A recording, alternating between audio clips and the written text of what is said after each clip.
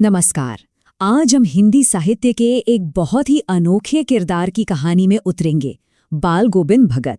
नाम सुनकर ही लगता है ना, एक किसान और एक संत एक साथ।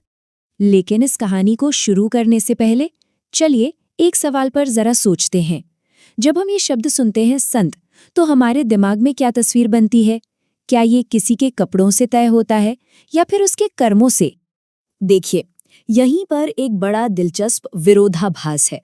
ज्यादातर हम यही सोचते हैं कि संत मतलब भगवा कपड़े, घर बार का त्याग, दुनिया से दूरी।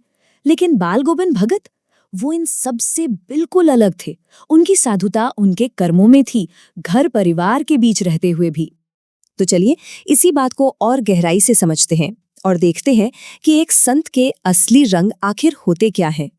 इस पूरी कहानी का आप कह सकते हैं जो निचोड़ है वो यही है।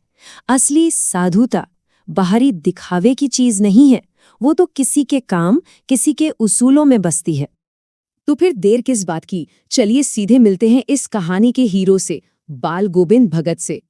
जरा सोचिए, एक शख्स जिसकी उम्र 60 के पार है, गोरा चिट्टा रंग, बाल और दाढ़ी सफेद हो चुके हैं, तन पर बस एक लंगोटी और सिर पर कबीर पंथियों वाली टोपी, गले में तुलसी की माला और माथे पर रामानंदी तिलक हमेशा चमकता रहता।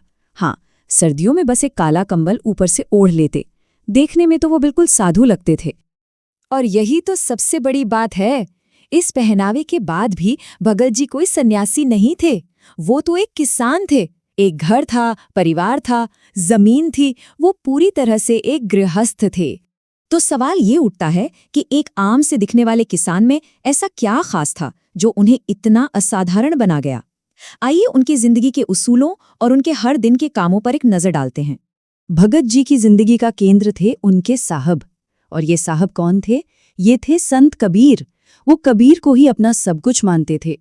उन्हीं के बताए रास्ते पर चलते, उन्हीं के गीत गाते। मतलब उनका हर काम अपने साहब के लिए एक अर्पण जैसा था। उनकी भक्ति का सबसे बड़ा सबूत उनकी खेती का तरीका। जब भी खेत में फसल तैयार होती, वो पूरी की पूरी फसल अपने सिर पर लादकर 4 कोस दूर एक कबीरपंथी मठ में ले जाते। वहां सब कुछ चढ़ा देते। फिर मठ से प्रसाद के तौर पर जो भी अनाज वापस मिलता, बस उसी से पूरे साल घर चलता था। ये एक अद्भुत मिसाल थी कि किसी भी चीज पर अपना अधिकार नहीं समझना। और उनका संगीत, उफ! जब बाल गोविंद भगत अपने मीठे गले से कबीर के पद गाते थे, तो ऐसा लगता था मानो वो शब्द जिंदा हो गए हों।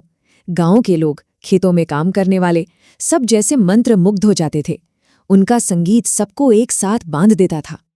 अब चलते हैं कहानी के उस हिस्से की तरफ जो शायद सबसे ज्यादा दिल को छूता है। ये हिस्सा उनके गहरे यकीन और फलसफे को सामने लाता है।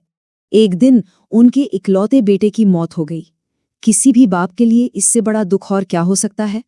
और ये जानना बहुत जरूरी है कि भगत जी अपने बेटे से बेइंतहा प्यार करते थे। उनका बेटा थोड़ा कमजोर था, भोला भाला सा, और भगत जी का मानना था कि ऐसे लोगों पर तो और ज्यादा ध्यान देना चाहिए, उन्हें और ज्यादा प्यार करना चाहिए। लेकिन बेटे की मौत पर भगत जी ने जो किया, उसने सच में सबको हिला के रख दिया। वो रो नहीं रहे थे, बिल्कुल नहीं, बल्कि अपने बेटे की देह के पास बैठकर वो भजन गा रहे थे।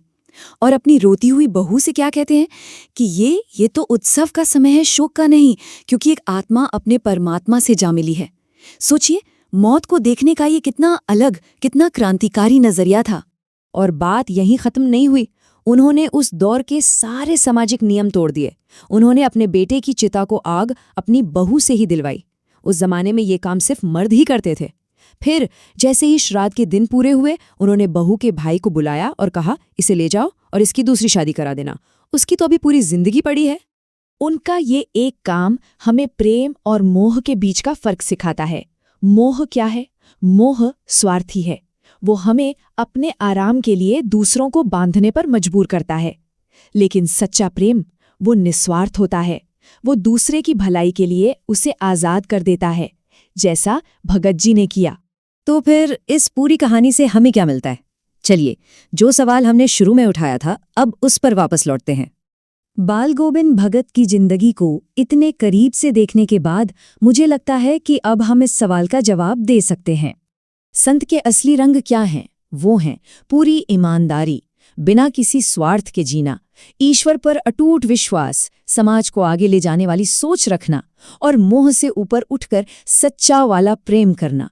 और इन गुणों को किसी खास पहनावे की जरूरत नहीं होती। तो इस किसान संत की कहानी का सार यही है, असली साधुता घर बार छोड़कर जंगलों में भाग जाने में नहीं है, बल्कि इसी दुनिया में रहते हुए अपने उसूलों और करुणा के साथ जीने में है। और आखिर में ये सवाल हम सबके लिए है। बाल गोविंद भगत की कहानी सोचने पर मजबूर करती है कि क्या पता साधुता हमारे रोज के कामों में, हमारी ईमानदारी में, हमारे रिश्तों को निभाने के तरीके में ही छिपी हो। तो सवाल ये है कि हम सब अपनी अपनी जिंदगी में साधुता को कहाँ और कैसे खोज सकते हैं।